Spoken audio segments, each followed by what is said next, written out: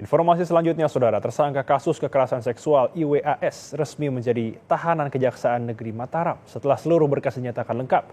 Penahanan dilakukan setelah pemeriksaan sejumlah aspek hingga tersangka disebut sudah memenuhi syarat objektif maupun subjektif untuk dapat mempertanggungjawabkan perbuatannya.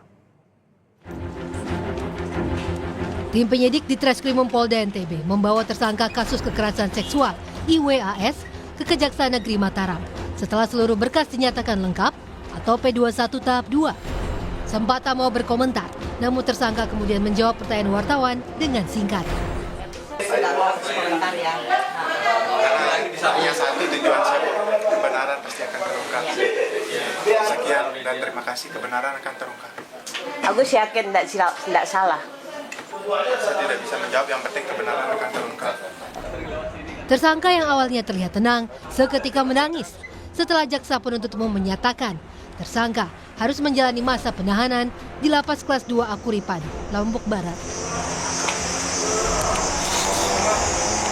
Orang tua tersangka pun berusaha menenangkan IWAS yang terus menangis karena tidak terima ditahan selama 20 hari ke depan. Menurut Kepala Kejaksaan Negeri Mataram Ivan Jaka, alasan penahanan terhadap tersangka yakni karena telah memenuhi syarat objektif dan subjektif, serta dinyatakan dapat mempertanggungjawabkan perbuatannya. Syarat penahanan terpenuhi berdasarkan hasil gelar perkara dan juga hasil visum serta melibatkan ahli, hasil visum, psikolog forensik dan psikolog kriminal dari sejumlah perguruan tinggi.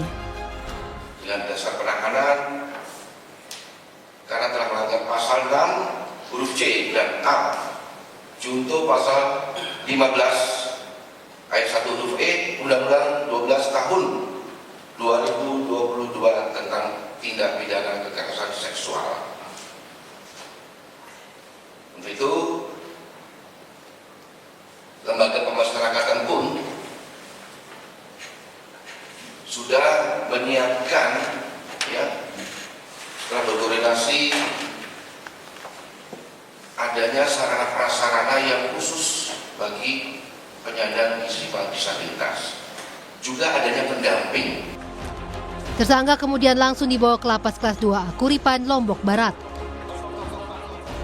Kasus yang melibatkan IWAS mulai terkuak setelah adanya laporan seorang perempuan ke polisi. Polisi pun melakukan berbagai pemeriksaan dan kemudian menetapkan IWAS sebagai tersangka. Hingga jumlah korban terus bertambah, bahkan disebut mencapai setidaknya 15 orang. Beberapa di antaranya adalah anak di bawah umur. Fitri Rahmawati, Kompas TV, Mataram.